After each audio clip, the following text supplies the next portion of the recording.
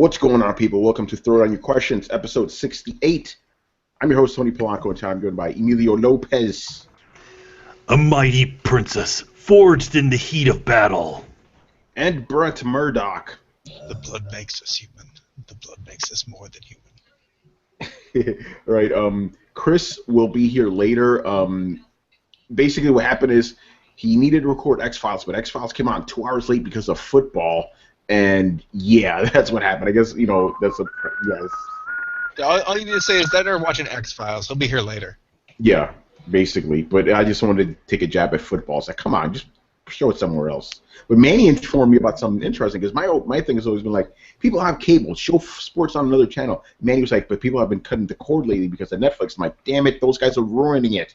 Well, it's not because of Netflix. It's more because friggin' cable costs a lot of money. No, but if it's like if you have Netflix, you kind of don't need cable, right? So yeah, if you have Netflix, you can combine that with Hulu or any of the other streaming services, and you're good to go. So yeah, which is crazy to me. Even people are doing what is it, PlayStation TV now? Yeah, TV. Which I don't know if we talk. I'm not sure if we talked about the irony behind that. PlayStation View. Yeah, PlayStation View. This is crazy. Just saying. Yeah. Also, another thing. Brian will not be on Throwdown for the foreseeable future.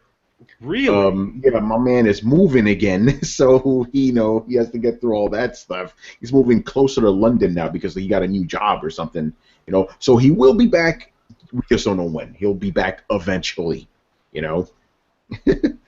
Manny, I know you're like, man, I'm moving. You don't see me coming off the show. Hey, listen, I'm going to be moving around the 26th. I'm going to be the 26th and the 27th. I will definitely be around for Throwdown Your Questions if I have cable. So. Yes. All right. Maybe in England it's like they have some sort of ritual that needs to be done with it. Nah, they probably just get extremely drunk. You've got to swim in the Thames for a little bit.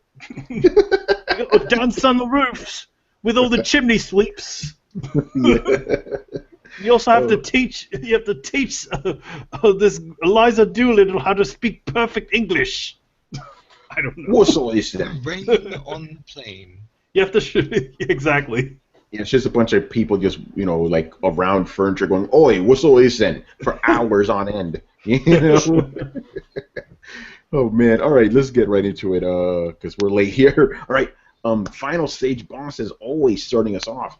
Can anyone wait, before anything? Has he received his book yet? I have no idea. Final stage boss, fill us in next time. Did you get your book, man? Yeah, let us know. You want it.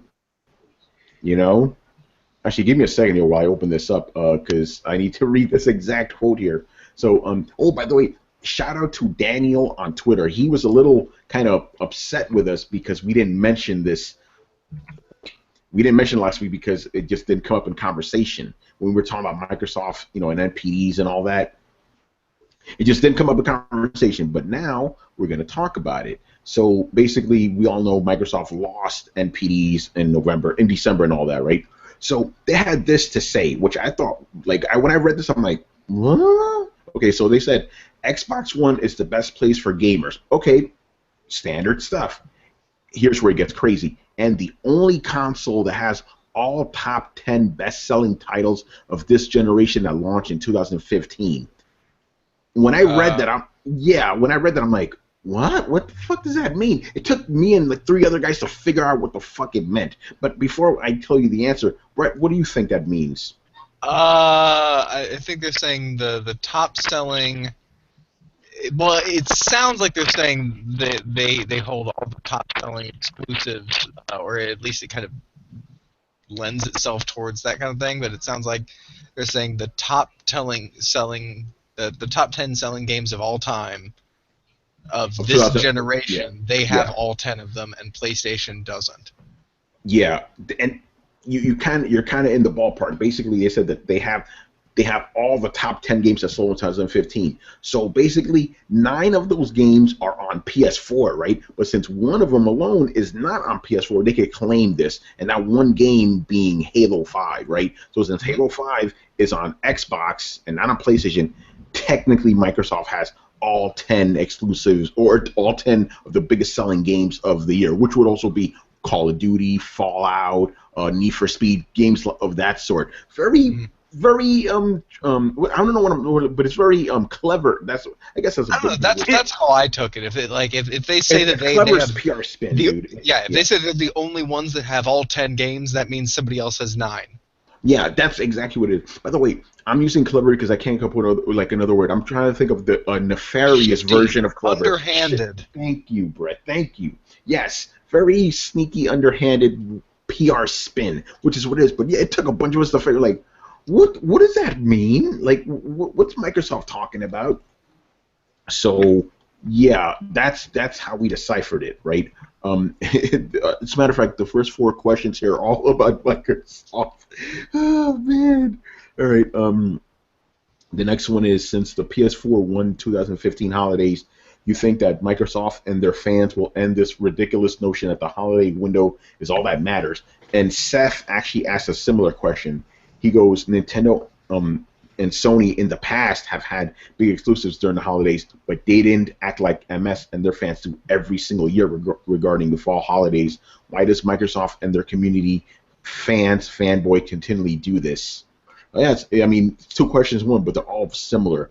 Do you think Microsoft is going to stop with this nonsense? Because remember, all year they were like, oh yeah, we're waiting for the holidays. That's the main part. Then the holidays came and they got fucking destroyed. It's like, and by the way, Torrance was trying to pull some Microsoft PR shit himself, man. He was like, Sony didn't win the holidays because they didn't win October. It doesn't matter if they won November, December. Come on, Torrance, man. But what about Valentine's Day, Tony? I guess that counts. So you're gonna stretch the holidays. That's a holiday too. Like, they didn't win President's Day. I mean, let's just break here. Apparently, that also includes Halloween, because that's one of the holidays, right? Yeah. Apparently. Right? Come on, guys. You guys are spinning, man. You guys are spinning like fucking tops, man. You're spinning like Wonder Woman, man. Just because Macy's starts putting up their Christmas decorations immediately after Halloween, that doesn't mean that Halloween is part of the holiday season. Yeah, like October. Yeah, if you really think about it, October shouldn't count. Most of November doesn't count, actually. Doesn't holiday technically start on Black Friday? You know, I'm asking you guys a question. I don't know, but maybe. Yeah. Definitely, because that's holidays.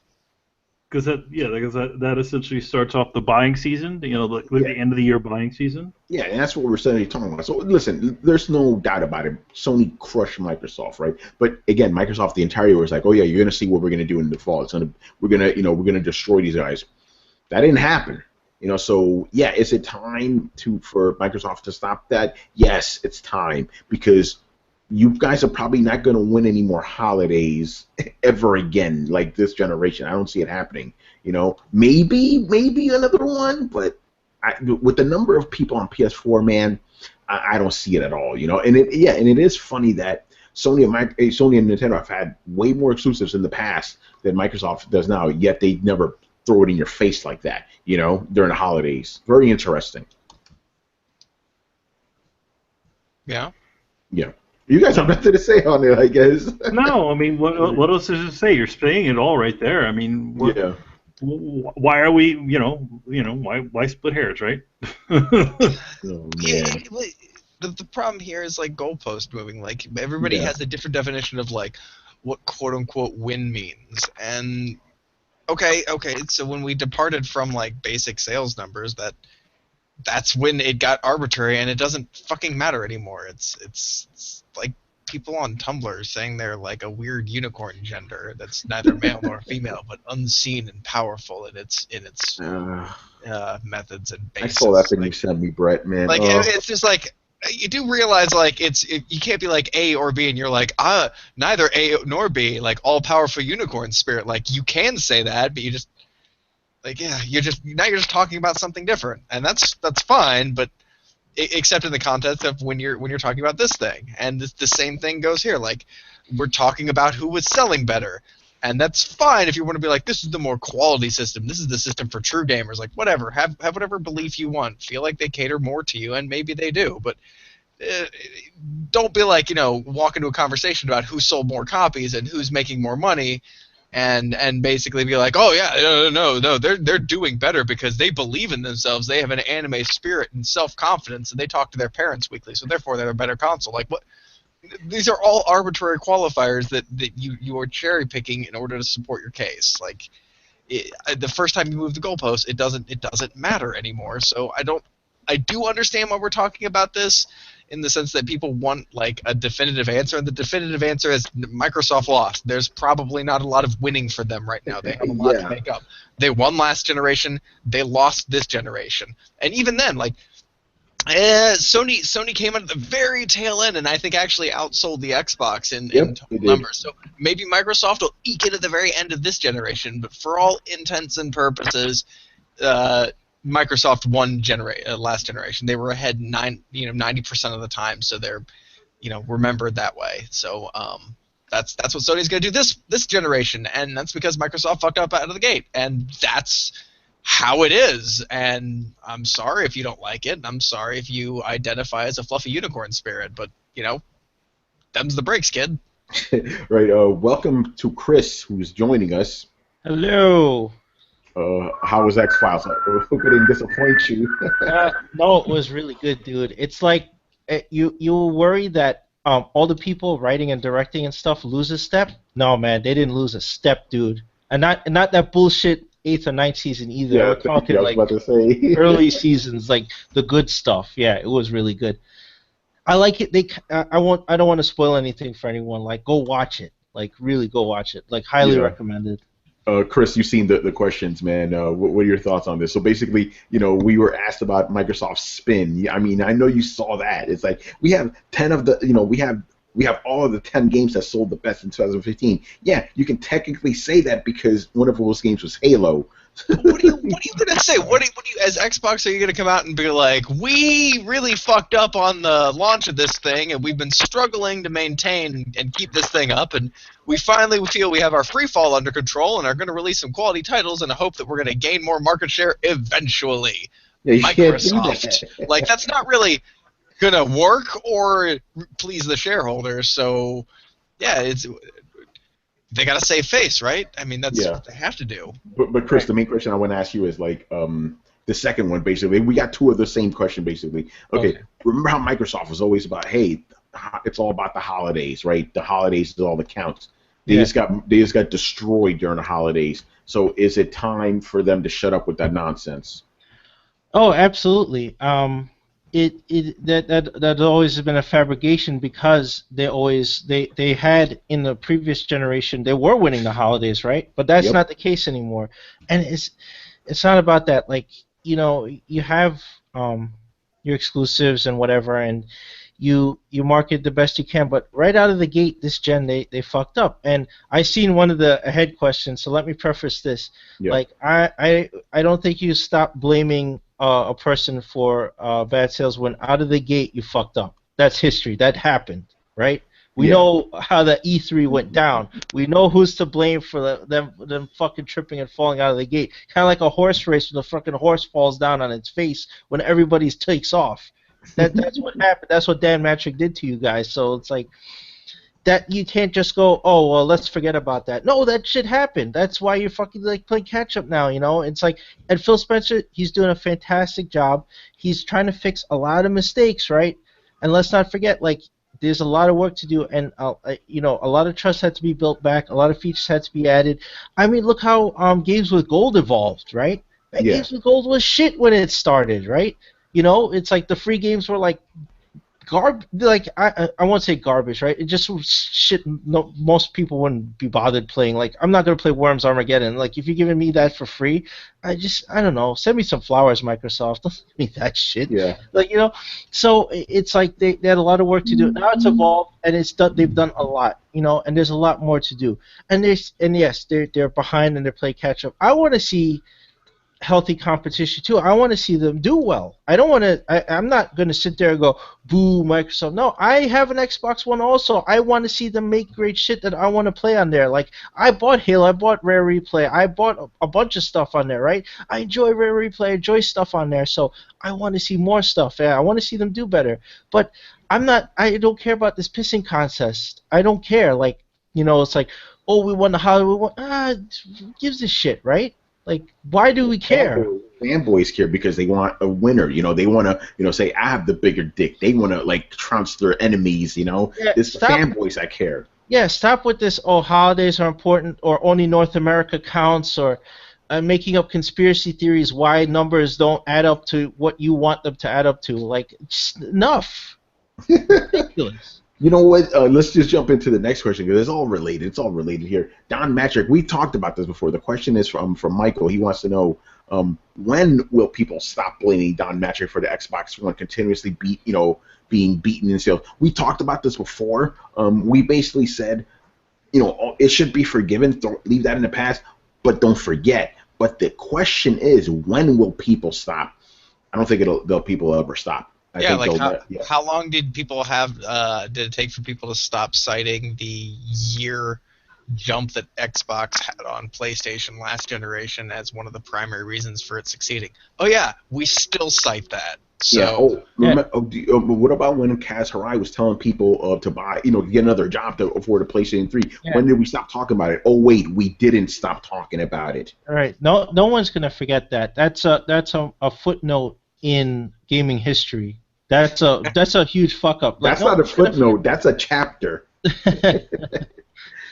That's a butt smear. That's a chapter, man, right there. Yeah, and he fucked up, and we know it. When are people going to forget? They shouldn't forget, because if you forget, then that shit happens again, in some other company, somewhere else, some other launch that you stick your foot in your mouth. Like, no, it shouldn't be forgotten. It should be remembered, and it should be looked at and go, hey, let's not do that again. Let's not have this guy in charge. Hey, are you this guy? Yeah, you shouldn't be in charge. Yeah, don't hire this man. Everything marked, everything membered. Exactly. Yeah. And then Final Stage Boss goes on to say, take a look at Microsoft's Xbox One sales spin for the entire year. Forbes did this. Forbes is putting out quality video game content out there, which I find hilarious. So he goes, it's funny to watch them go from announcing sales numbers and boasting last gen to nothing but secrecy, diversion, and spin this gen. Their fans stated their sales talk and loved it last gen, yet they all hate sales talk now. That's a good point. Last gen, it was all about sales talk. Let's talk about NPD. Let's talk about all that. This gen, NPD doesn't matter anymore. VG charts doesn't matter. Yet they were all touting VG charts like crazy last gen. Again, bro, like you said, that goalpost moving. It's insane. Let's talk about this thing that supports my narrative. All right, but let's not talk about it when it doesn't support my narrative. Like it's classic bad argument techniques. Yeah. I mean, just don't go into like La La Land and conspiracy theories now. When numbers and facts clearly show, like, yes, Xbox is in second place. Like, to me, that doesn't really fucking matter. I have both of them. I enjoy both of them. It's like, let's not delve into the Wizard of Oz territory where Nintendo fans are. Like, let's please not go over there. Let's try to be civil and everything, and look at numbers and facts. That yes, NPDs do matter. VG charts is still a reliable source of information. Whoa, don't say that, Chris. Oh no, because they hate it now, right? Like, oh, sorry, like the numbers don't jive with your feelings. Well, I'm sorry, fuck your feelings. Like there's facts and answers. I'm tired of everybody feeling like, oh, this isn't right. Well, look at the numbers. Like you gotta get it through your head. That's like, wow.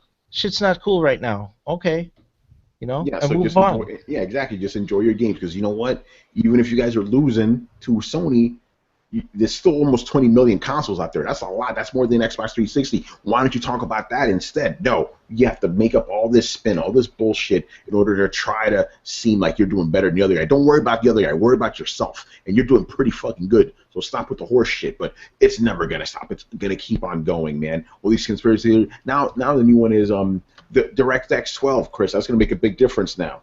This is like, come on, really, guy? You're still grasping at fucking straws, man. How weren't they already on that? Didn't say like this mysterious boost in performance. This is ridiculous nonsense. Like the hardware is set; it doesn't change. We explained this on a previous Throwdown. You go back last year. I don't even remember when. Yeah, it was one of them. When Brian and me broke down drivers and hardware stuff, you can't magically make another API and expect the machine to perform like astoundingly better than it has been. Like that, it just doesn't happen. It's just it has never happened. Yeah, the reason this came up again is because Hitman is going to be the first game that's going to use DirectX 12, right?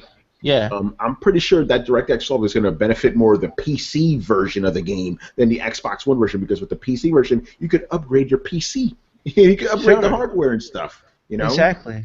And that's when you see performance boosts, when you get a new video card or add more RAM, those type of things you can't do with a console because it's closed. Yeah, exactly. This is ridiculous. But, this stuff will never end, man. Oh, yeah, and the last thing here, I almost forgot. Okay, from Final Stage Boss, before Halo 5 launched, Aaron Greenberg said Halo is the Star Wars of video games. Now that Halo has launched, was he right? No, because Star Wars is the Star Wars of video games. No, he was right in the fact that it was actually Episode 1. Oh. So in that respect, he was right. That's wrong. That's harsh. That's yo, man, you don't even play the game, man. You don't even know, man. And listen. I'm just messing with you guys. Listen, it's and he's basing all of that off of the past. It's all at some point, yes, Halo was that point, but after these last few editions of Halo, they were never able to capture the same sort of magic, and this is proof. A lot of fans have said this. Yeah, let's just be honest now. Okay, yeah, you're right. That's what Aaron Greenberg and Microsoft have been saying for years. Halo is the Star Wars of video games, and at one point that may have been true. Halo was before Call of Duty came around. Halo was fucking huge. It was the Star Wars of video games. Now it hasn't been the Star Wars of video games for like a whole generation. Let's just be honest, man. Like like Call of Duty just murdered Halo. You can't even dispute that. And now with Halo 5, the way that game's, I know it sold 400 million, but that's chump change compared to old Halos, So yeah, no, it's not the Star Wars. Star Wars is more the Star Wars of Star Wars now, with Battlefront destroying Halo as well, So nope, sorry guys, you can't claim that anymore. And by the way, people need to stop with that horse shit. I hate when they go, blank is the Star Wars of blank. Stop it.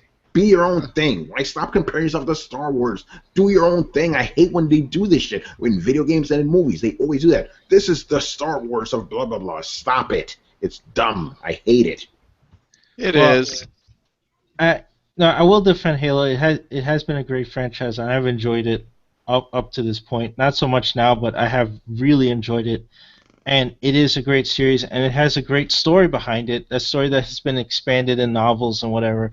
But I understand where Aaron Greenberg is coming from saying that, because he has to say that, right? He has to compare it to something big. And there's nothing bigger in sci-fi really than Star Wars, right? You can't make a fitting analogy to like one sci-fi to another, like and Star Wars, the movie was coming out the same year, so he made that comparison. So I will forgive him for that, but yeah, it's not an apt analogy for Halo. It's certainly not the Star Wars of video games. It's a great franchise, but it's not that. Pretty much. Well, right. Somebody's going to yell. Anticipate somebody's going to ask us what is the Star Wars of video games. But already said it. Star Wars is the Star Wars. It's not. Yeah, I'm not going to answer that. It's a stupid question. Star Wars is the Star Wars of video games. No, I think you could actually. I think you could answer that question in the sense of like, okay, what is this? Star Wars is what to movies? A genre-defining thing, or a genre-defining thing that is constantly referred to over and over again as a high watermark. Wouldn't that be kind of like Final Fantasy, though? I knew you were going to go there. I was going to say Final Fantasy. Yeah, I guess Final Fantasy. But I hate saying that phrase so much, man. And it's tough because there's many genres in video games. Video games is not a blanket thing. You can't say, like, Halo sits on top of everything, like sports and racing and RPGs. That's too big a title. Games are too diverse to even say that shit anymore. Yeah, well, Halo say that. Halo didn't define shooters. It helped to redefine shooters, but it didn't carve its own niche that was followed by all these other things. So therefore, I don't think by its nature it could be the Star Wars of video games, no matter how you looked at it, because it didn't do the same shit Star Wars did. No, it obviously didn't, but it did make first-person shooters like viable on consoles. You got to give it that. Every other console FPS has come off of Halo, basically. It's like it showed the world how this is how it's done. It wasn't like it revitalized it. That's why I would agree that Halo was the Alien of video games. It breathed new life into it. Oh, sure. Yeah, I guess. But yeah, Halo definitely, you can't take anything from Halo in the past. Now, Halo is almost a shadow of what it used to be, I mean, something's wrong when you have our resident Halo guy has a copy of Halo 5, and he's like, man, I got other shit to play. That's bad, man. Yeah, I did skip it. Although I have been loving Rare Replay. You can check my freaking trophies, you'll believe me. I'm loving achievements. Oh yeah, sorry, achievements. My bad. I would test out Rare Replay, but it takes 15 years to install games. So I'm like, I'm being very cautious with the games I install now because I know it's going to be a whole day process, man. And Xbox Live is supposed to be better, right, guys? Hey, right. That's not Xbox Live we're talking about. Actually, no, you're right. It's the Xbox One being fucked up. That's the problem. All right. Next, Him Deal. What's your favorite local place, no national chain franchise, to eat if someone were to visit your city? Cheap and expensive. What would you suggest to a first timer? I know what me and Manny's answer is already. Does it start with a V? Yes. And end with an Valentino's? Yeah, but I mean, when Brett and Rachel came here, right? First time, I'm like, yo, we're going to Valentino's, man. That's my favorite restaurant. It's like a pizza place / Italian restaurant, and the food is fantastic. Like, you have to wait a while for your food to come, but it's always fucking worth it. It's delicious. So I always take people that we had our boy Mark come through. We brought him to Valentino's. He's like, yo, this is the best shit I've ever had, man. Yeah. And he's like a stickler for Italian food too. Yep. He also likes the local pizza place over here, Alba's. Yeah, that place is okay, but it ain't Valentino's though. So yeah, that's our answer. New York guys. Chris, what would have been your answer when you lived in New York? I would have said well, if you asked me years ago, I would have said Alba's, but I definitely prefer Valentino's over Alba's, just because the ambience and the crew has changed over at Alba's. I don't like the people over there now. The guys running the place. Yeah, Alba's is stupid. Like we went there that one time. Remember, Chris, when you came out, we wanted some pizza too. Like we don't serve pizza in the restaurant section. What the fuck? Well, it's right there. Yeah, I don't like that attitude they got there now. I would have recommended Alba's, but when they got that change of management, they suck now. I would definitely recommend Valentino's over them any day. I love going to Valentino's. But now you're a Texas man, so what do you recommend? The local chain over here that's really good, that serves excellent barbecue, is Bone Daddy's. And they have a great place. A lot of people go there and watch sports and stuff. They have big TVs. They have the best barbecue I've had in my life over there. It's fucking great. All right, so I know where I'm going to be eating when I come visit you. Yeah, I'll take you over to Bone Daddy's, man. All right, Brett, what about you, man? I would have to say Gates Barbecue. Ooh, tell us about it. It's the delicious hometown barbecue place. Kansas City is the home of burn ends. If you've never had them, which are the outside crispy, super seasoned, super smoked parts of the brisket, which are cut off and chopped up fine and then made into sandwiches. And it's, I guess, something that was invented in Kansas City, and holy shit, they're delicious. I was also recently informed by a buddy of mine who's big into Tech 9 that he constantly raps about it as well. Oh, nice. I don't think I've ever had brisket. Every time I go to a party with brisket, everybody eats it up before I even get a chance to eat any. It's like, damn it, guys. That's because it's delicious. Yeah, it's great. All right, so there you go. I would have wanted to hear Brian's answer to this one, even though we obviously wouldn't know it, But I'm pretty sure whatever place would be like a pub, to have both of them. You have to drink at 8. Well, I mean, I've heard the food in England is notoriously horrible, but you know. Yeah, well, I mean, hey, maybe to Brian it might be delicious. Well, who Who knows? Maybe knows? he knows a really good place. Yeah. All right. Next question. What are your thoughts on the possible application of the flexible OLED, not including TVs that were shown at CES? Outside of the home, I think we'll see these incorporated in cars very soon. All right, tech guys, what do you make of this? I don't really know. Flexible OLEDs are really cool. There are different aspects of it. Like some of them they've actually incorporated into clothing and all kinds of other stuff. There's a pair of sneakers now that literally have OLED, like low light OLED displays, and you can literally change the design of your sneakers. So Yeah, I just think the tech needs to get cheaper so it gets integrated into everything. You're gonna see it like all over the place. They're gonna put ads with this stuff, and look, wait a few years. Like when they figure out how to get the cost down, forget pasting up posters on the wall in the subway.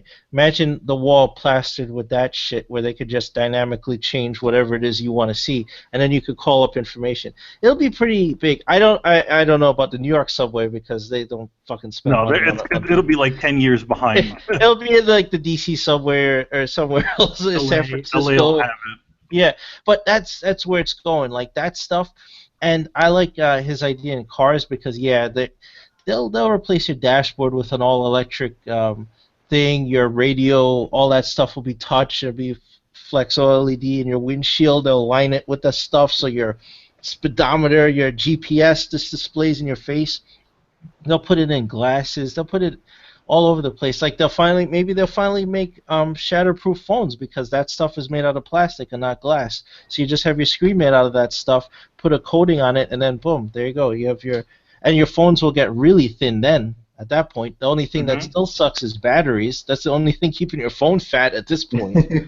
So yeah, that shit will be everywhere. Monitors, like when they figure that stuff out, like that's exciting stuff. That's like sci-fi shit to me. Like that'd be cool. Watches and stuff, like they'll put it everywhere. The geeks are gonna put it in their windows and be like, I want to see the weather and watch CNN, looking at your stupid window. It'll be like that scene in Back to the Future 2. Remember when you looked at the wall? Yeah, it's gonna be something like that. But yeah, they'll put that shit everywhere. It'll be all over the place. Cool. All right. Any other answers to this one? I don't think that you'll actually see as much of the flexibility part as you think that you will. Like a lot of people are like, oh, I'm going to see like a monitor that I can bend, but I think they're going to use it more to apply it to certain things, like Chris had said, like the inside of a window that normally you'd have to make a custom fitted and manufactured mold, but now they'll just be able to line it with this flexible kind of transparent material. So you'll see more things adopting displays, like full color displays. You'll see stuff like Ada Wong's phone. Remember in Resident Evil 6, she had that weird phone. It was just like a little plastic like thing that she held in her hand. Yeah, yeah. It'll just have like a fat battery connected to the side of it or something, and it'll be really thin and light, you know? And I think the application too will be with glasses. Like I would love to see this stuff where they could manipulate, I don't know, like you could polarize your glasses instantly. Forget these those special lenses that dim when you go out in sunlight. You could do that with OLED, and imagine how cool that would be. You could do a ton of stuff with that, especially with people who still wear glasses if you haven't lasered your eyes already. Cool. All right. Next question. Last question from Hemdale. This is a good one. How do you actively deal with stress? Very good question.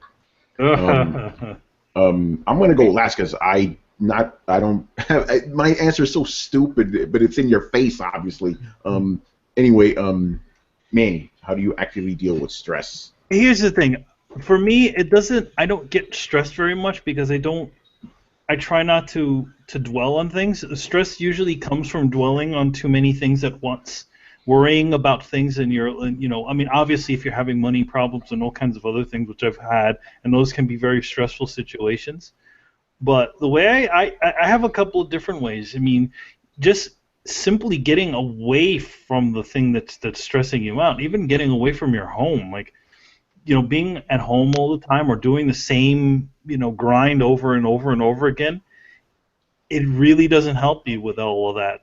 You know, tend to feel trapped.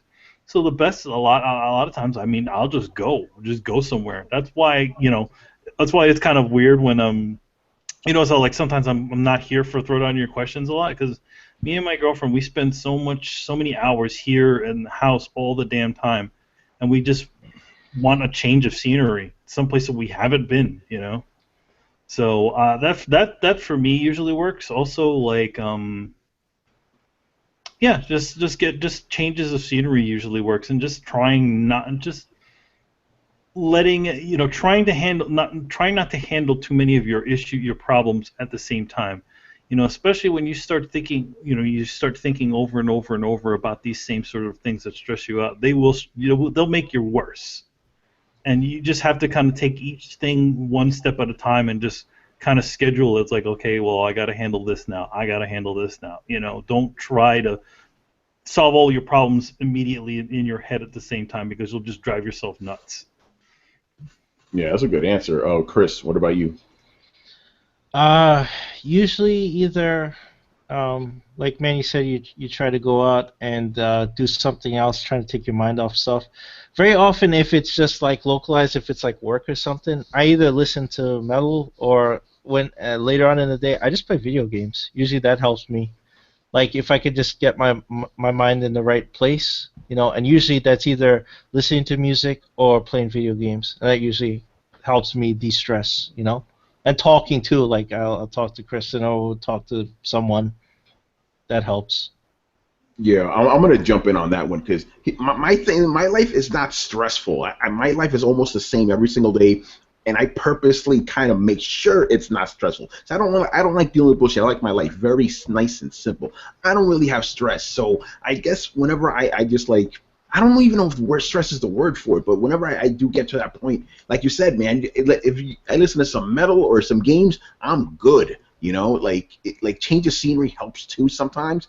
Hanging out with Manny or whoever, that helps. But most of the time, man, just give me a game for like an hour and I'm good. But the one thing I will say, just to add on, most of the time, whenever I am stressed, it's usually because of people. People are the people, the ones that stress me out. So it's always okay. What is this person doing that's stressing me out?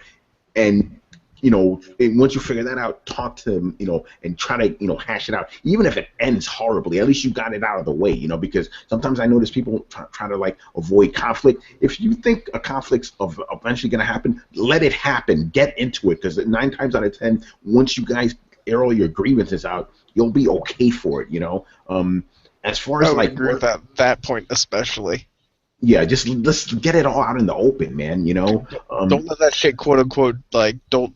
A lot of people are like, oh, I'm just not gonna worry about it, or I'm just gonna let it go. Like, man, you either deal with it or you bury it. Like, those are the only 2 fucking options.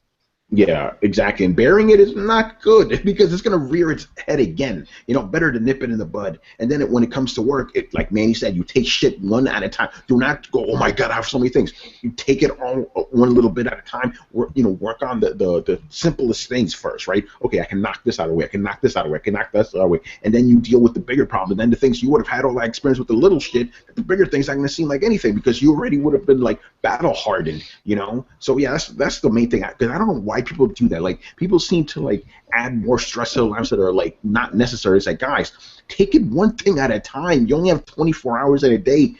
Figure out what you could do in this particular day, knock those out, and then move on to the next day, one thing at a time. It's a very simple thing that people just don't seem to understand for some reason. They just dwell in it.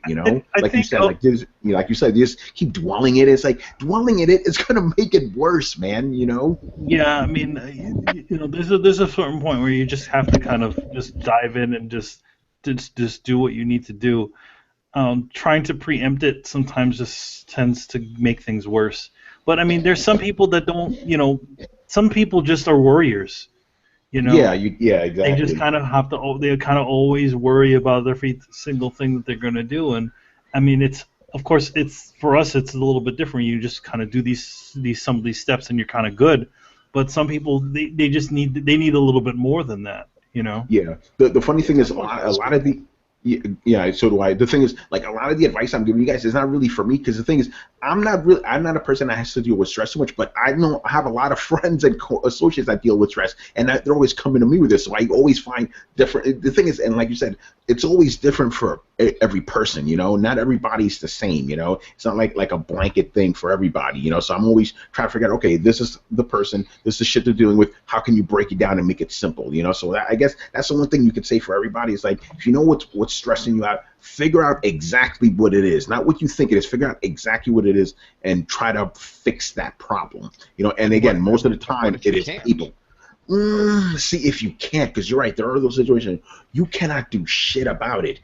Then you I hate to say it's not really bury it, but just don't dwell on it too much, because you can't do anything about it anyway. Because you're right, there are situations like, you just cannot do anything about it. So if you can't do anything about it, stressing it isn't going to help. Worrying about it isn't going to help. Anyway, Brett, jump in here, man. What do you say about all this? Well, you guys know me. My life is super peaceful. I don't have to deal with that shit most of the time. Yeah. So sarcastically. Here's the thing. If you're a worrier and you find yourself kind of getting caught in a spiral of anxiety, there's a couple of things you can do. One, you can try and there's a few things you can do. One, you can try and figure out what's bothering you and come to terms with it. Sometimes that doesn't actually work out all that well. So you can try and put it in perspective. And a trick that I usually use to do that is, sometimes if all this little shit's building up, I kind of try and remind myself, like, what is it that I would want right now? What would make me happy in this context or this situation? A lot of times the answer is a lot simpler than you think. You're like, oh man, the guy at the post office was an asshole, and I got caught in traffic, and I'm fighting with my friend, and my mom's stressed me out, and blah blah blah blah blah blah blah. It's just sit down and be like, man, like what the hell do I want? Or am I just aimlessly bitching and getting caught up in negativity? And most of the time it's to be like, man, I just really want like an hour to like eat a burrito and read a magazine. I'm like, all right, well then let's find a way to eat a burrito and read a magazine. You can usually fit that in your life, and that'll calm me down some. And for the times where that really doesn't work, that's when I go to video games and such.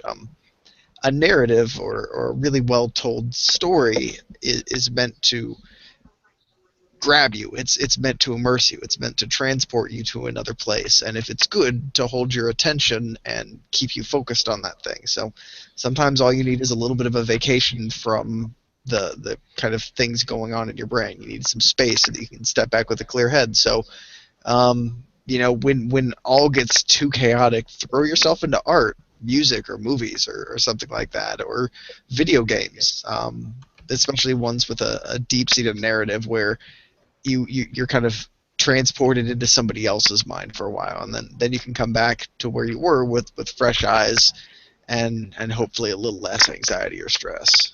Yeah, that's my advice, at least. Yeah, you brought up a good point, though. Like, most of the time when something bothers you, it's something else that's initially bothering you that makes that thing even worse, So it all comes down to what is ultimately bothering me. Why did I get so pissed off at that guy in the bank? Why am I yelling at my girlfriend? Like, what is really behind it all, By the way, I have to add this.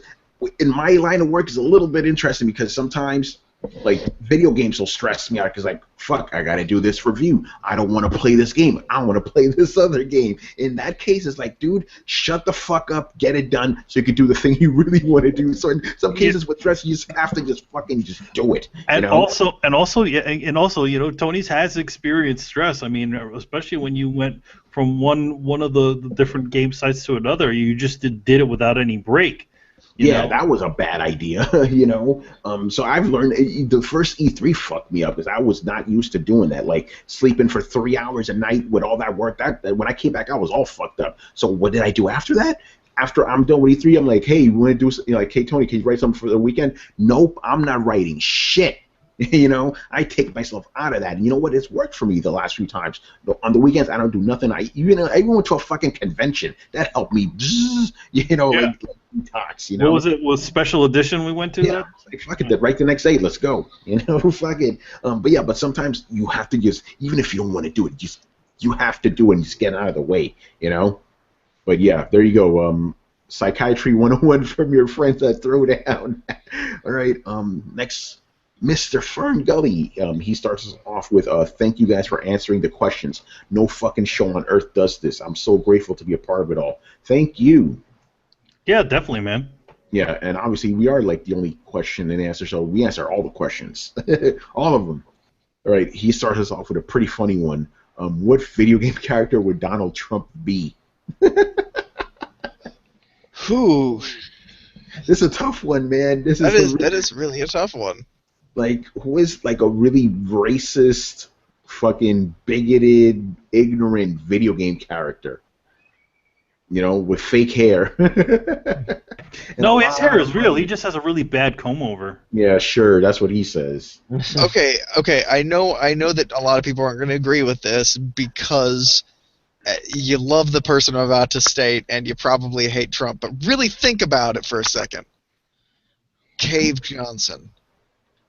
Oh, shit. Yeah, I could go with that. All right, explain. like Cave Johnson and Donald Trump are the same. Like you would both play a random recording of them, and here we're like, oh, Linda from accounting, yeah, that fat bitch doesn't know when to keep her damn mouth shut. Oh, that's a good point, man. I'm still thinking about this. That's a good one. I wonder if Cave Johnson's racist too. Well, not even probably racist, is. just like the no, he totally is. He's definitely classist. Like you hear about how he talks about poor people. Oh Yeah. yeah, for sure. Yeah, that's Donald Please. Trump. Remember, the elevators are not a bathroom. Yeah. Damn, I think you like knocked that out of the park right there, man. Cave Johnson, Donald Trump. Take your $40 on your way out. Yeah, damn it. There was this other guy I was thinking about. I don't know his name though. He's from this other game. Shit. Oh well, I lost it. Chris, do you have anyone? Chris, I'm talking to you. Unmute yourself. Yeah, sorry. I'm really thinking about this. I don't know. With the way he acts and his weird, like kind of fucked up relationship with his daughter, I'll call him Shao Kahn from Mortal Kombat. Like Shao Kahn's fucking hard, man. Like you fight your way up in MK2, you can't beat this motherfucker. That's kind of how he is now in the race. Yeah, like why is this guy winning? Because he's just hard. Okay, I know there's got to be at least one politician in the Grand Theft Auto series that it's almost like this guy, like the seedy, like like I know I'm thinking of one from GTA, but I can't put my finger on him. You know what? Here's the thing. He is a politician from GTA, which is essentially like a big cartoon. Yeah, he is. He's a person. Yeah, he's a real life GTA politician. Yeah. Like those guys you hear on the radio and stuff, one of the guys I was running for president. I'm like, that sounds like Donald Trump, which is ironic because that was like from 8 years ago, Grand Theft Auto 4. Oh, what's Impotent Rage's arch nemesis? I know who you're talking about. Yeah, I forgot. Yeah, I know what you're talking about too. But I forgot his nemesis in that little cartoon in GTA 5. Yeah. Yeah, I mean, I guess he would be a fan of the Republican Space Rangers, right? Man. And you know what? I'll I'll say this for Donald Trump. That guy's at least being honest with himself. He doesn't give a fuck what people think. He's just saying it, I'll give him that. It's just the things he's saying. It's like, dude, you're not going to get elected saying that shit. But at least he's like, I don't give a fuck. I'm saying what I want. I got money. I mean, it just proves that he's just a crazy person with money. That was exactly what's his face was. Ross Perot, right? Yeah, well, Ross Perot didn't do nearly this well. Yeah, that's true. With his message. Let me finish. Yeah. Yeah, he's like, hey, Donald Trump, he's the guy from the TV show. I'm vote for him. All right, moving on here. Some people think the NX is a sort of a repeat of what the Wii U did. Once the next-gen systems release, it will be grossly underpowered again. What are your thoughts? We talked about this on Throwdown, episode 68. Nintendo fucking up, but I will say this. Okay, now apparently some new information came out after we recorded. Apparently they're going to release a handheld system, right? The one we kind of talked about. It's going to be separate from the system itself. And this new system is supposed to be 900p, which would make sense, right? So handheld. Okay, here's the thing: 1080p, 900p on a television sucks. 900p on a handheld, that's not too bad, you know. Now my thing is like, so is Nintendo essentially going to release the same console just in different versions? Like you're going to have a handheld version and the you know the one you plug into your television, because that's what it seems like they're doing. If that's the case, I don't know. I don't know what to make of that. You know, like on the one hand, it's like, hey, if I buy the handheld, I don't have to buy the console. I can just have every game. But on the other hand, it's like you're kind of splitting your market up too. Oh my God! You made an iPad, Nintendo. Yeah. That's all you. That's all you did. That is all you've done. Yeah, Brett, have you been keeping up on this thing? Because you weren't here for that. I want to get your thoughts specifically because we kind of went off on a rant. 900p console, all that other shit. Can I interject something real fast? Did I not make this prediction on Throwdown's Past? If somebody goes to the Ghost of Throwdown's Past and pull up when I said this is probably going to be a dockable tablet that's going to connect to something that goes into your TV, did I not say this? We all said this. One of the great things about Throwdown is that all this is recorded. It's all for posterity. So you go back in time, it reset it, and it was on this iteration of Throwdown too. You don't have to go back that far, But yeah, Brett, what were you're about to rant? Benny. Sorry to interrupt you. That's all I saw from you, man. I said you don't need to go back to the old show. You were cool.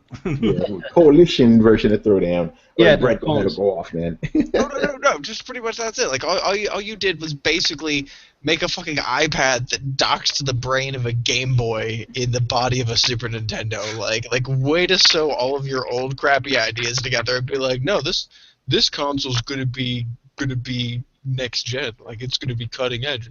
And we're like, no, it's not. Like, because you know what? Nobody wants to play a fucking game on their iPad. You know why? Because I've played a fucking game on an iPad and it sucks my balls.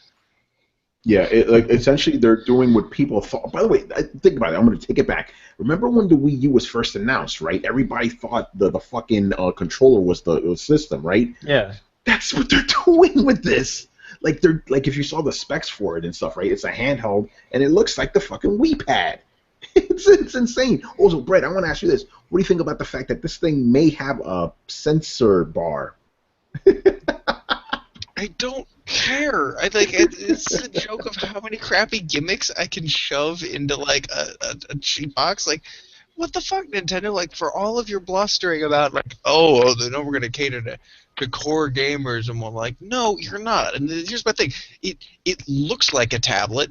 It runs off of Android systems. So, like, you know what, man? If it looks like a duck and it walks like a duck and it quacks like a duck, chances are it's probably a fucking duck.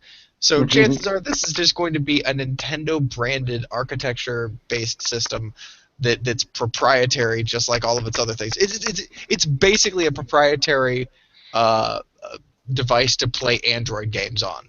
No, it's not like that. That's exactly what it actually is. Yeah. So you're gonna get like Android level quality games made by Nintendo. So yeah, not great. Like technically gimped system that only exists because of an artificially balanced ecosystem. Oh, good. Look, Nintendo's doing the exact same shit it was doing before. I don't really know why you think that I'm going to be all gung-ho and I'm like, oh, you're making a new system. Oh, it's for gamers. Oh, sweet. It's going to be based on a cell phone architecture. Oh, that's awesome. And maybe I'm just not giving Android enough credit here, but I really haven't seen anything that I was like, wow, this is on Android? So, Yeah, shit that's on Android looks like it's on Android. Let's just be real here. And we don't have a history of Android consoles providing us with like these wonderful gaming experiences where we would be like, oh, this will be wonderful. Like, who's played Ouya? Yeah. Crickets. I didn't have my cricket sound for that one, but yeah, there you go. And that's what we have going into the NX. We have like low expectations. Like when you think Android and you're thinking phone games and tablet games, it's not really anything to look forward to. It's just not feeling it. So I guess we'll see. Nintendo, man. All right. You know what strikes me as real ironic before we move on? Like Nintendo is clearly like betting the motherfucking farm on. Like it's almost like nature nurture, but like hardware software, and Nintendo is just betting the fucking farm on software. right? Which I find a little hilarious considering the fact that they don't have the programmers there that made all of this stuff famous. Like, they have a few key people in positions, but for most of it, like, all the people that made Nintendo great aren't necessarily there anymore. I'm sure that there's some of them, but not all of them. So it's not like they're like, we can still have this amazing team from yesteryear. We still have the World Series team, so we can still continue to bank on that. It's like, no, you have a few egotistical people heading departments thinking that they have God's gift of video gaming in their back pocket, and then a bunch of new people who have been, who are second generation because they were fans of Nintendo back in the day, and now they work for them. And, and that's it. And I don't really hear Chris refuting that, so I can only go ahead and assume that that's a little bit kind of on the note. Yeah, no, you won't get an argument from me. I think you've heard me say before that I think that the stagnant hierarchy of Nintendo needs to just retire. Like, they need new blood in there. I've said this many times. Like, I know people love Miyamoto and they go on, and I understand he has had great ideas and fostered many games, but there's a time when people need to step aside and allow new ideas to come in, and I think his time is past, and there definitely should be a changing of the guard. That's not my going to happen. belief. Yeah, no, it's not going to happen, and we're going to go into this. They will sink themselves before that ever happens. So yeah, and that's the here's the note I want to end off on. Again, going back to the whole notion of these things are recorded for posterity. Again, I'm saying it. This is going to be the last Nintendo console. They're done after this. If I'm wrong, I'm wrong. If I'm not, it's here. Throw down. I hate to say this, but I really hope so. They're done. They're done. How long? Okay, let me phrase it. How much can a company bleed before they're dry? Nintendo's been bleeding for years now. I know some of you guys are going to go, oh, but look at it. Okay. Chris, please debunk this whole thing that Nintendo has fucking Fort Knox worth of money. Come on, guys. No, they don't.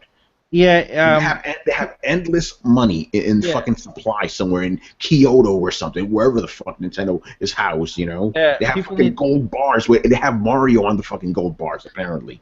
I'm tired of this kind of like kindergarten understanding of economics and business that people use and say that Nintendo can somehow operate at an absolute loss until some arbitrary year in the future, like 2050. I've heard all sorts of estimates, like 2040, 2050, they could keep taking losses. And I'm like, okay, please show me the financial statement where somehow Nintendo has saved the GDP of every major nation in the world and has that stored away so they could do this. Like, nobody understands that every business, including a multinational corporation, has overhead costs. They have to pay their electric bill for all their offices. They have to pay their employees. They have to pay all their benefits, their retirement, their accidental death and dismemberment. The list goes on for things that Nintendo needs to pay for. All their manufacturing costs, packaging costs, deals they make with Walmart, GameStop. You don't know the type of bills they have to pay. You'd say they can just operate like that forever with no money coming in for the next 40, 50 years. Like, you're out of your mind. Like, please show me the statements, the financial statements that you have. You've made these calculations with somehow IRS accuracy to show me this. Like, I would love to see this math that these people have put together, because it is absolutely ridiculous. That means you have no understanding of how money works at the most fundamental level. Oh, man. I don't get it. So, yeah, that's why I'm saying this is the last Nintendo console. It's over. They're going to have to go third party after this. They're going to have to, because they need to pay those fucking bills that Chris just mentioned. There's no secret money stash anywhere. They're not Scrooge McDuck. They don't have a fucking money bin. Money will run out eventually. It has to. And Nintendo hasn't sold shit for fucking years. The Wii days are over, people. They haven't sold shit. And I'll give you a few examples. Like, years and years ago, before any of us were born, there was an airline called Pan Am. They were literally the largest airline in the world. They were once the only game in town. They were the largest airline in the world. One air disaster brought down the largest airline in history, right? They lost money and they could not operate, and they sold off their assets and everything. Pan Am is a chapter in history that's long gone. There are plenty of airlines like that. They're There's a freight plenty of- company now.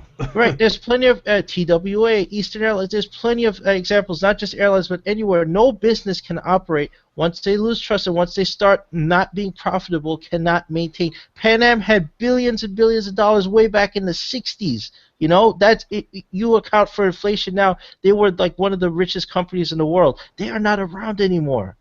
You can't operate on losses for years and years and years. Nowhere in history has this happened. Please, somebody, what are you Nintendo fans? Please find me this magical company that existed with making no money, operating at huge losses for years and years and years, somehow lasted 30 or 40 years without making a profit. Please find that example. I would love to see it. Oh, man. No, but Triforce, he's going to bring him out of this, man. He's going to help him. You know, he's going to buy up all the stock, man. Sure, because somehow, like, Nintendo magically doesn't have to answer to shareholders, doesn't have to answer to their consumers, can operate at losses for 40 years. Like, the shit they say is like, you don't fundamentally understand how life works at all. Oh, man. All right. Let's move on here. Nintendo, man. All right. Does anyone remember the Michael Jackson Moonwalker game for the arcade? They made one for the consoles, but there was one for the arcade that was multiplayer, too. Yep. Manny, go ahead. Tell us about this. I only remember the one for Genesis. That's the only Michael Jackson. There was two versions of the game. That was actually the better of them, but essentially you literally play like 3 Michael Jacksons, right?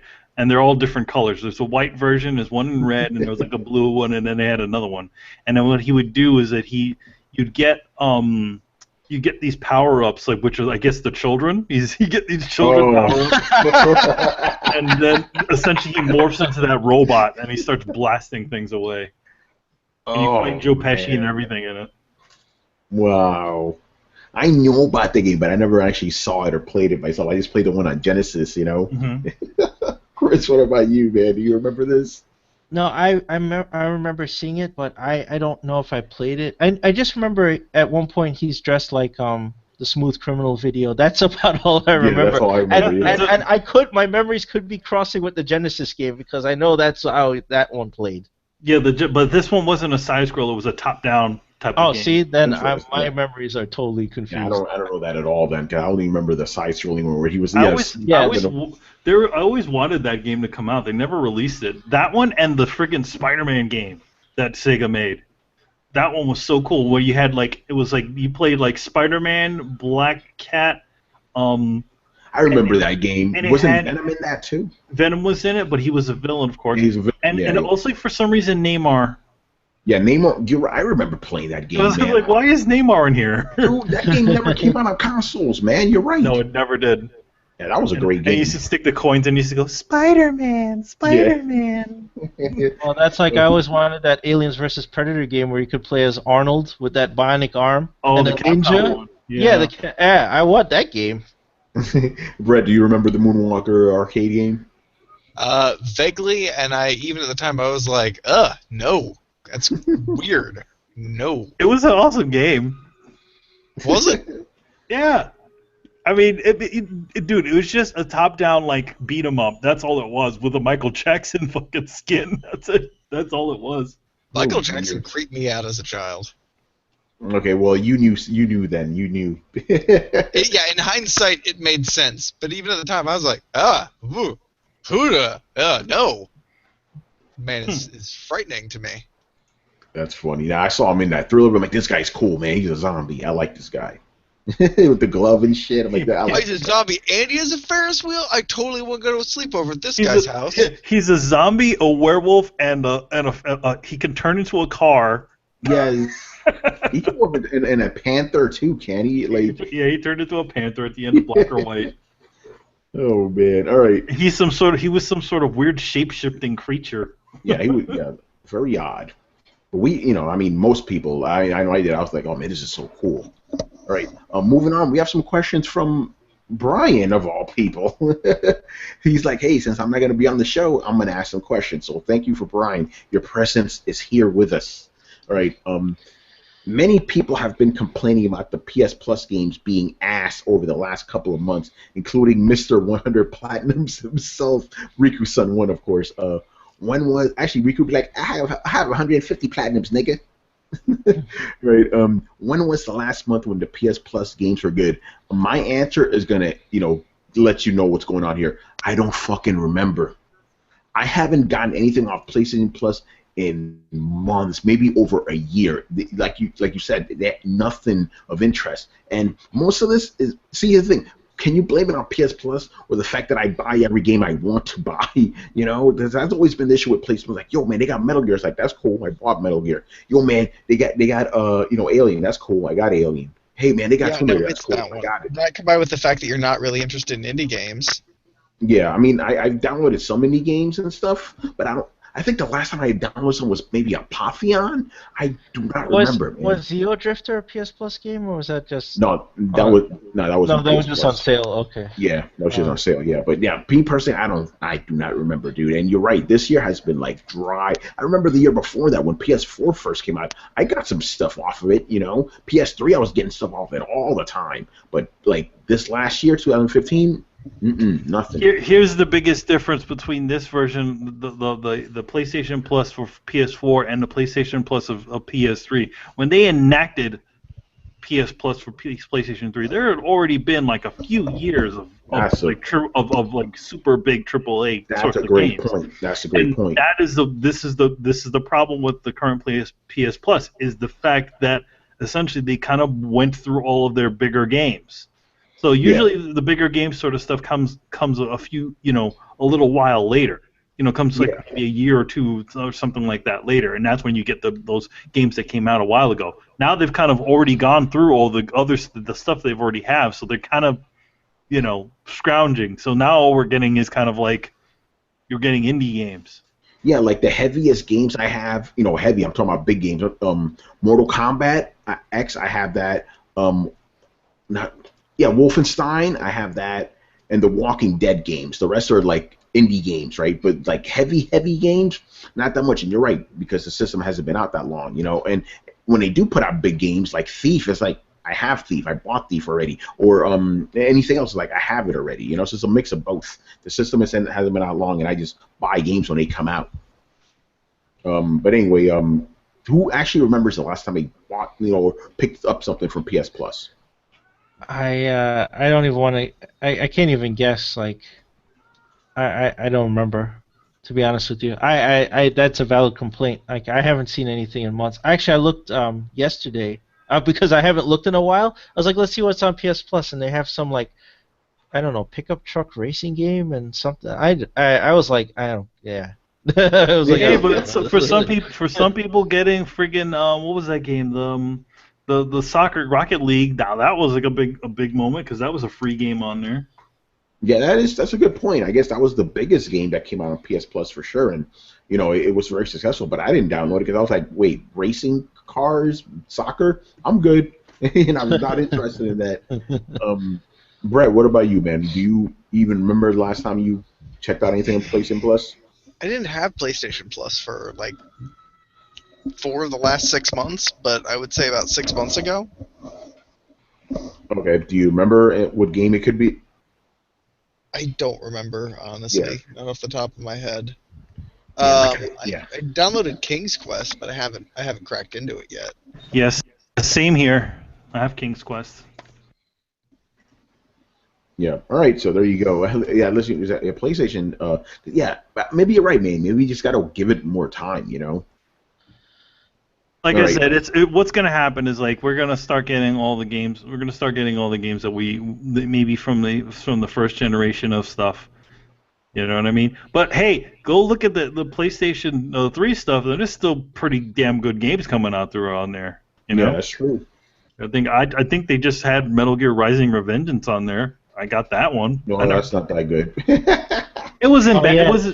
It was bad, but it wasn't that bad. It's funny because I'll do the same thing. Like, if I don't like the game, I will pass it up, even if it is free. I'm like, nah. Yeah, like, no, I'm good, man. I'm good.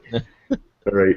And the next question, related: what games would you like to see in the PS Plus games library? Again, very hard thing to answer. It's like I kind of I have all the games I want already.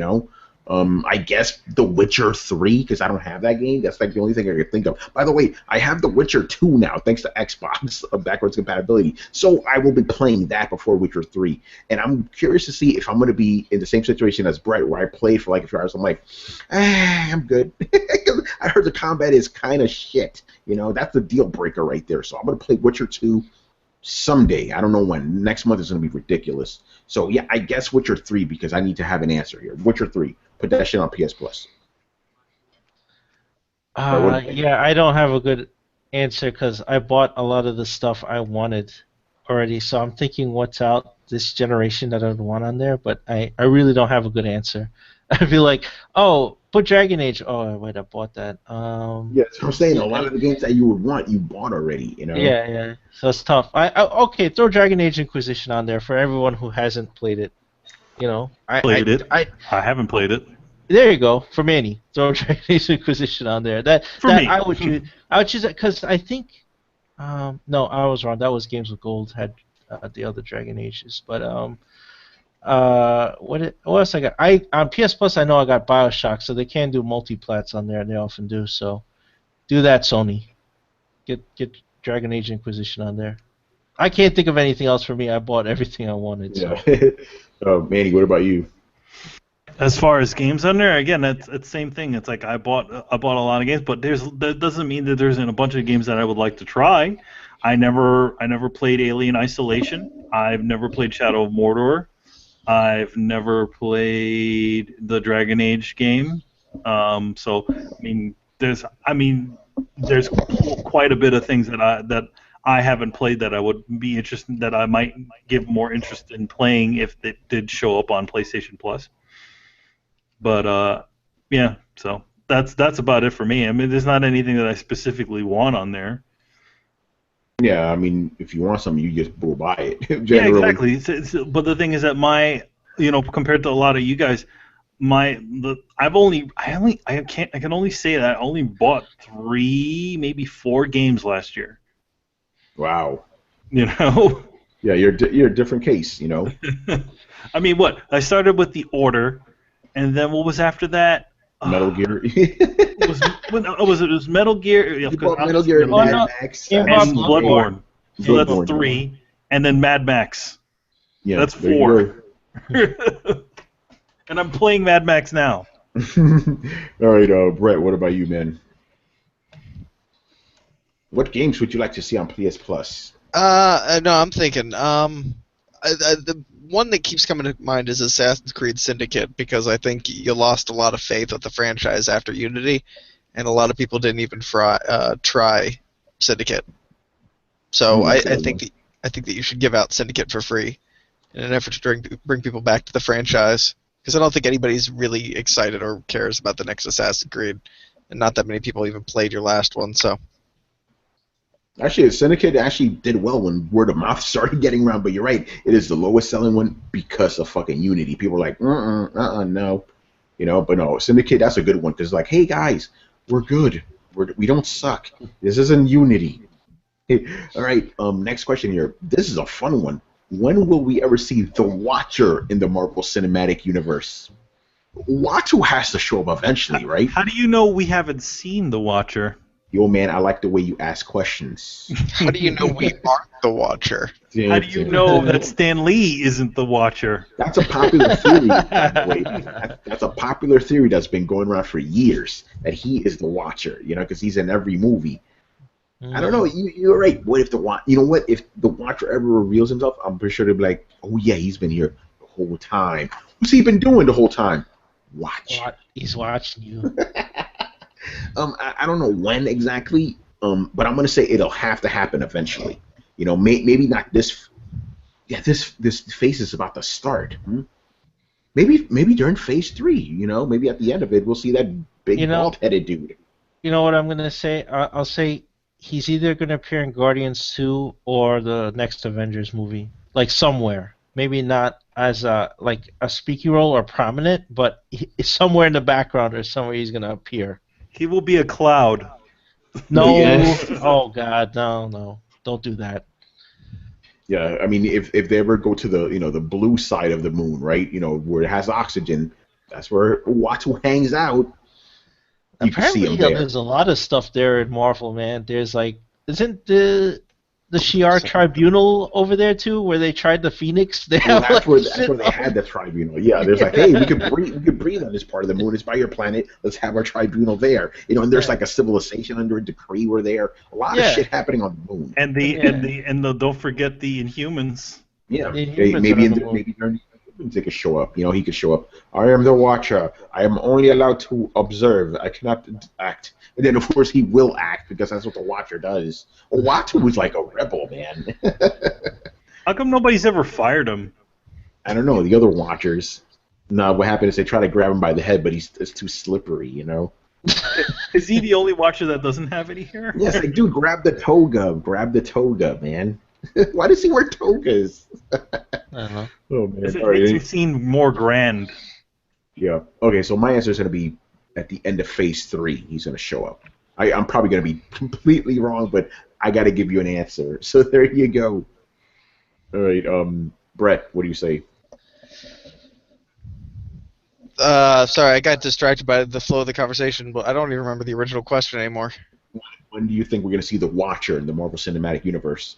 Oh, I'd say, yeah, you're going to see him at the tail end of probably I want to say the next Guardian of the Galaxy movie, but I want to see him, I want to see his presence kind of basically be that at some point, you know, the camera just pans back at the end of the movie, and you realize that all the movies up until this point have just been like collections in, you know, like the Watchers logs or something like that. Like you like pan out and see like, you know, the Watcher watching it and be like, I'd be like, holy shit, we've just been looking from the Watcher's eyes for the last 4 movies.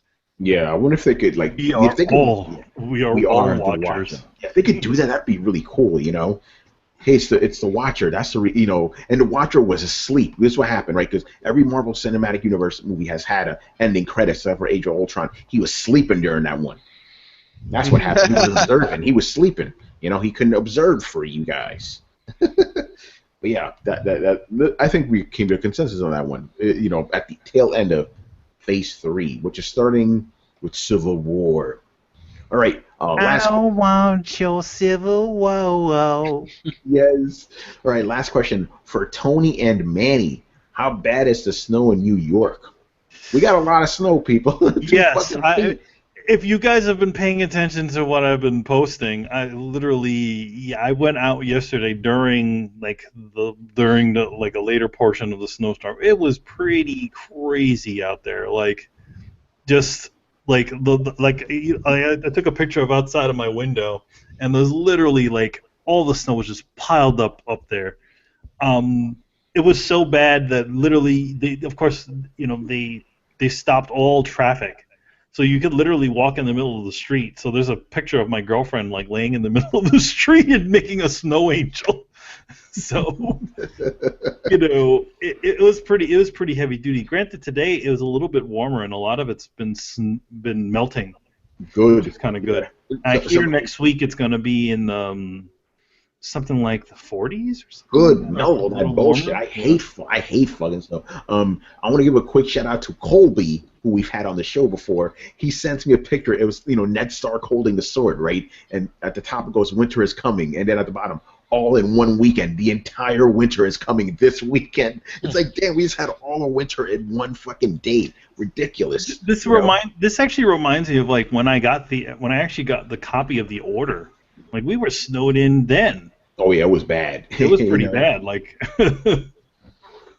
you know, so yeah, and then, you know, just things I'm observing. People outside my window, right? During the heaviest part of snow, they're still out there doing their thing. Yeah. It's like, are you fucking stupid? I think there were like 5 or 7 deaths and stuff, all because of the same thing. They were out there shoveling. It's like, how about you wait? You know, this goes back to the stress thing, right? Wait till it kind of dies down, then you can shovel. Well, sometimes I can understand why some people want to do it a little early because especially if you've seen the way some of the cars are all like covered over.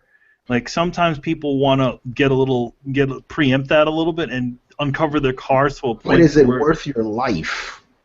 Yeah, well, the thing is, why are you having, you know, number one, why are older people doing that, and you know, stuff like that? Now that's portion Yeah. that's a little weird. Yeah, exactly. You know, it's like, listen, when this is the first time in my memory that the state of New York, city of New York was like, you have to stay home, stay the fuck home. You will be arrested. Oh no! If you're out there.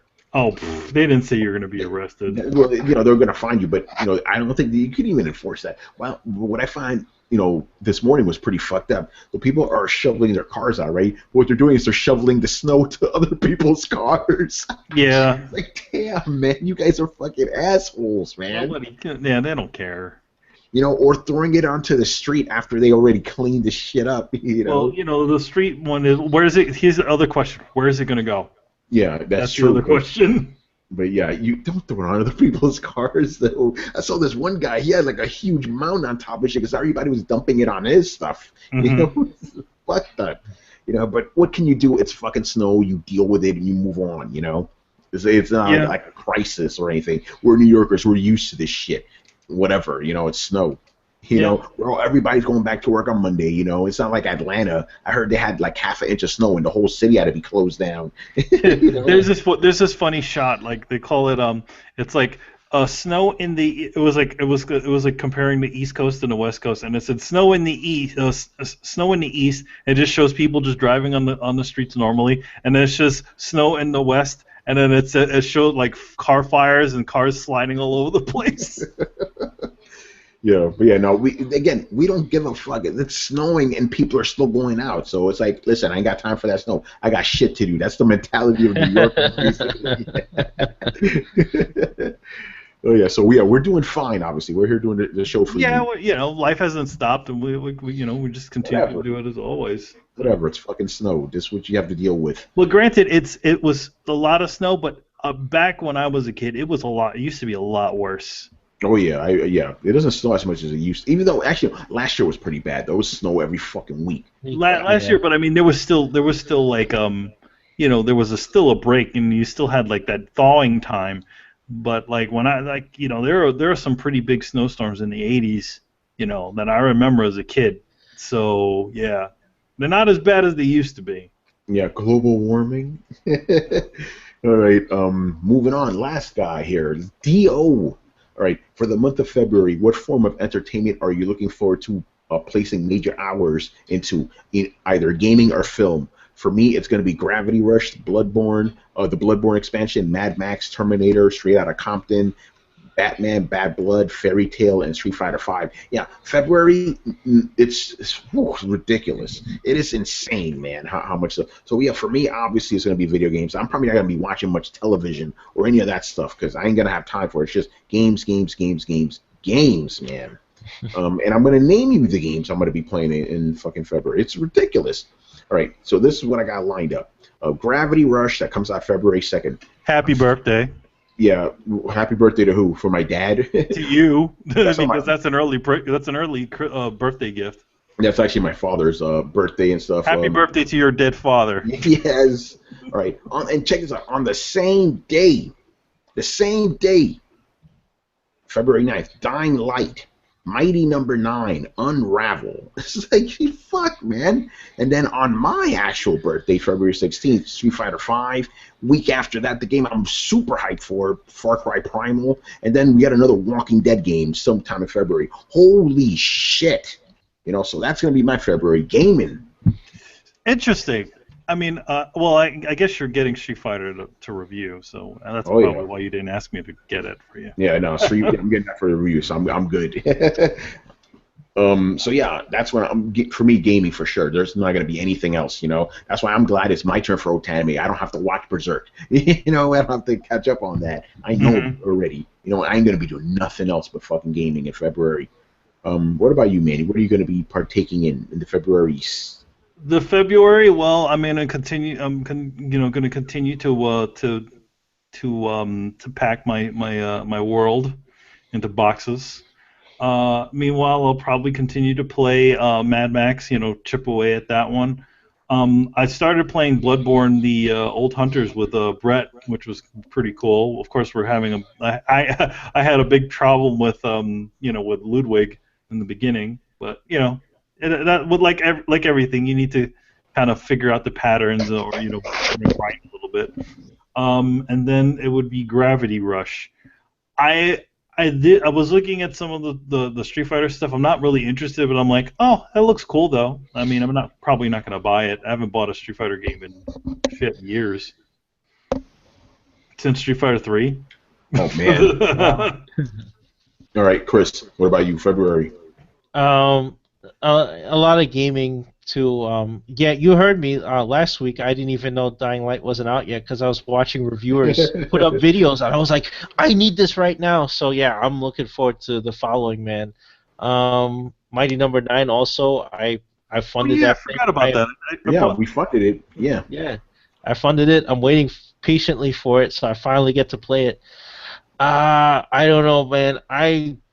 Damn it. I want to be mad at Capcom and they don't want to fucking buy Street Fighter 5, but I love Street Fighter. God damn it. Nah, the one looks very nice. Hey, this is the way I see it, man.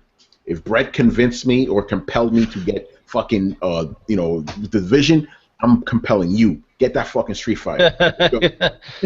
And yeah, I enjoyed Far Cry 4 a lot, so I'm thinking about Far Cry Primal too. Like, I know it doesn't have the stuff that I'm used to in Far Cry, like vehicles but you get to ride animals. You get to be the Beastmaster. So Yes. I'm like, that looks pretty awesome to me. Dude, just give me that, man. I can ride a mammoth and tell a saber-tooth what to do. Give me that fucking game. That sounds pretty good. So yeah, a lot of gaming. I know he mentioned a couple movies. I guess they're hitting Blu-ray. Terminator. Whatever. Yeah. That's not something I'll dive into. Like, ooh, my February is like gonna be this movie. Like, Oh, by the way, I forgot. Deadpool. Deadpool comes out. Oh yeah, we're gonna go see that. I'll see Deadpool there for sure. Yeah. But yeah, it's mostly gaming. Yeah. And Animu, I guess. Brett, February. Deadpool and XCOM. Those. Oh, XCOM 2 comes out. That's right. Oh God, I'm so excited for XCOM 2. Like unreasonably excited. Yeah, February's gonna be very busy for all of us, man. Can't wait. All right, this is a good one. Okay, which upcoming thing do you feel has a higher chance at failing during its first months of release? The Oculus Rift, PlayStation VR, or the NX? That is a loaded question. Is it a loaded question? How is it a loaded question? I don't see how it's loaded. I don't think I figure we're all gonna say the NX. Oh, Yeah. I mean, that's the obvious answer. Yeah. Yeah. Remember, this is Dio asking. He's on a bomb thrower. He's being legit with this. Yeah, it's the fucking NX. Come on, dude. Look at the fucking Oculus. That shit's already a success before it even shipped. PSVR is probably gonna follow in that footsteps. Nintendo, nah. I think a lot of people are ready for VR. I mean, look, if you look at just Oculus's crowdfunding before it became a Facebook product, right? How people funded it to completion before it became this rapid success, before billions of dollars was exchanged to buy it, So I think that it's proven that VR is coming. That whether you want it or not, is coming, and PlayStation's right on there, Microsoft's right on there. The ones who have to prove themselves the most with something new is Nintendo, and NX. I don't know. We predict disappointment. If you're hyped for that, I think you're gonna be disappointed. Yeah, unless you just sip in that Kool-Aid, then you're gonna love it. Sure. Let's just be honest. Unless you're sipping that Kool-Aid. Brett, man, what's your answer? Oh, it's clearly the NX. Yeah. Like, do we have a different answer? Let's just keep it real here. No, we don't. There's been a whole industry that's popped up around the Oculus. Like, even if it failed, it would take they would give it more than a few months. Like, it couldn't collapse on itself within a few months. There's been too many people who put too much money into it. It could hemorrhage money, and it still wouldn't cost it the billions of dollars that it would need to shut up shop. So that's just not going to happen. The NX, however, doesn't Nintendo is holding on by a shoestring, if you ask me. Yeah. I don't buy this. They have a hidden Nazi reserve of Nazi gold. Oh yeah. Perfect analogy.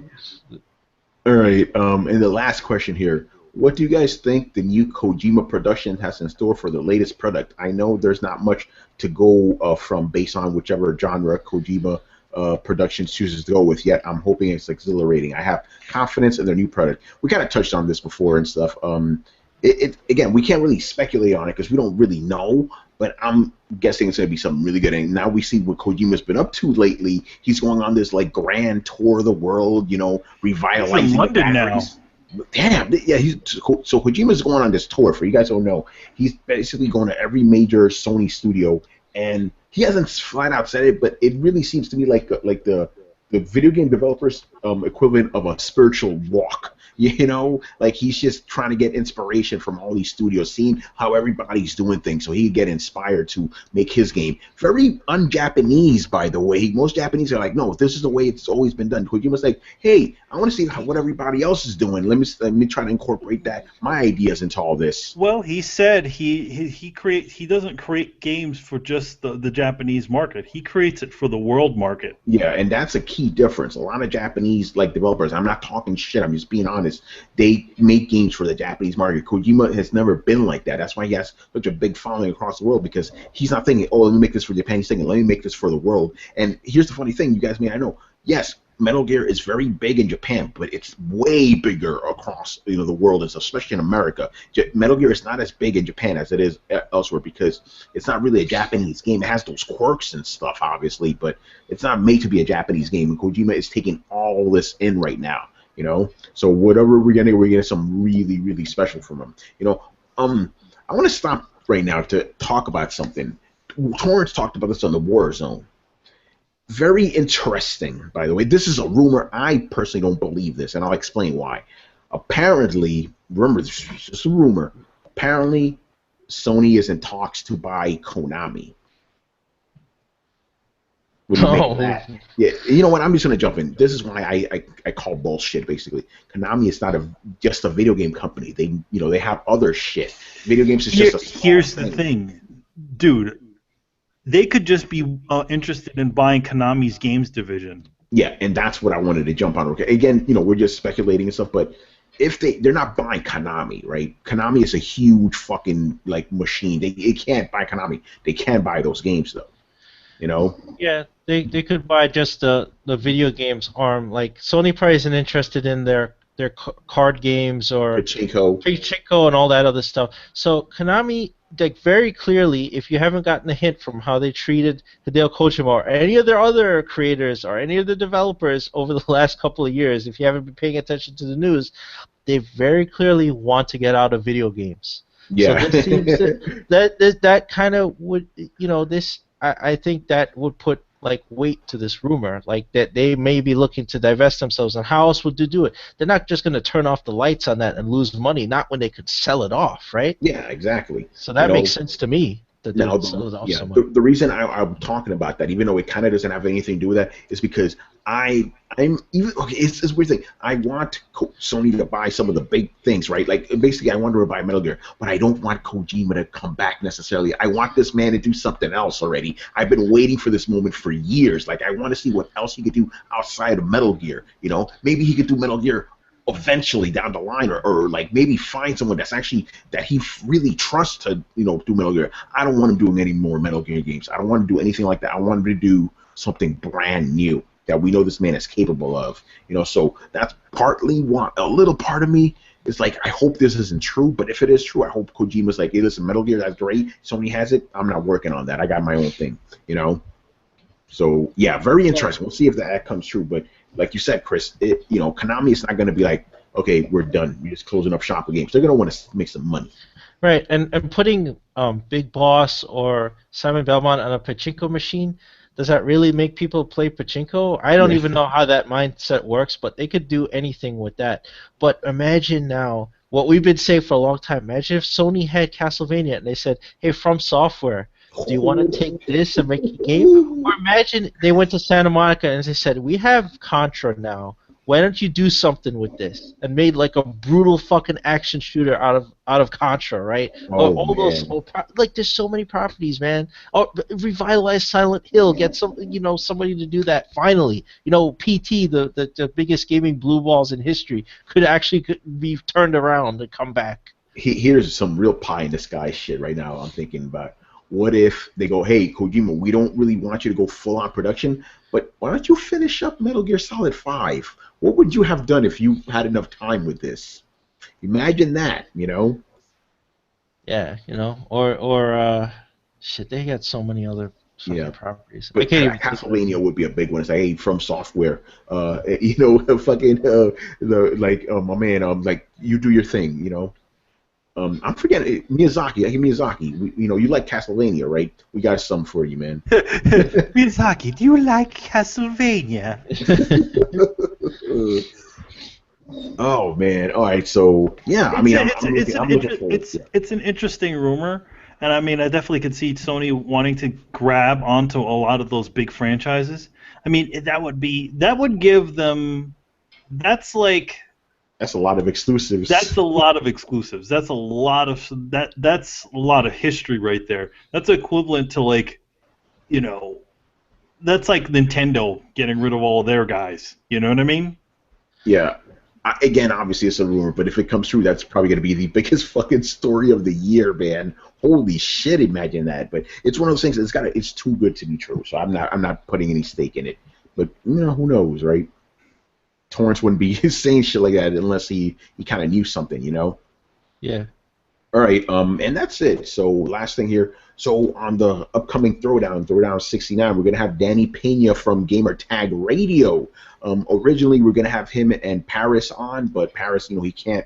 He's gonna be busy and stuff, so he can't be on. But we're gonna probably have Paris on separately in a future episode whenever he's not as busy. So we're gonna have Danny on. And you know how it is, people. We're gonna interview this man, ask him about Gamer Tag Radio, his origin story, all of that. And the interesting thing is for you guys, because we always record Thursday nights. We're actually going to be recording that on Wednesday night because Danny, they have Gamer Tag Radio on Thursday night, and they're the bigger gaming podcast. They are the biggest gaming podcast, so we got to go with where they're going, which is fine because, man, it's going to be huge, so I can't wait. Danny's a good guy, man. I always run into him, during E3 and stuff. He's always been cool to me, so it'll be good to actually, get him on the show and just, shoot the shit. It'll be cool.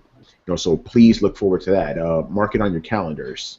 Wednesday, whatever the date is on Wednesday, it's a Wednesday, the 27th. So that's it. So thank you for watching and listening. Leave us your questions in the comment section on the Coalition or on YouTube. You can answer them on next week's show. Make sure to follow the Coalition at thecoalition.com. Also help support the site by donating to our Patreon page. Subscribe to Throwdown, SoundCloud, iTunes, and the YouTubes. Don't forget to follow us on Facebook and on Twitter at Throwdown Show. Links are available in the description below. Once again, our show is Tony Polanco, and tonight joined by Emilio Lopez. You like Castlevania? Chris Seeley. Hey, if anyone bought the properties from Konami, it'll be in better hands than in Konami's hands right now. Yeah, that's the truth. And Mr. Brett Murdoch. It's been real, folks. All right, guys, we'll see you next time. Later. Deuces. Laters.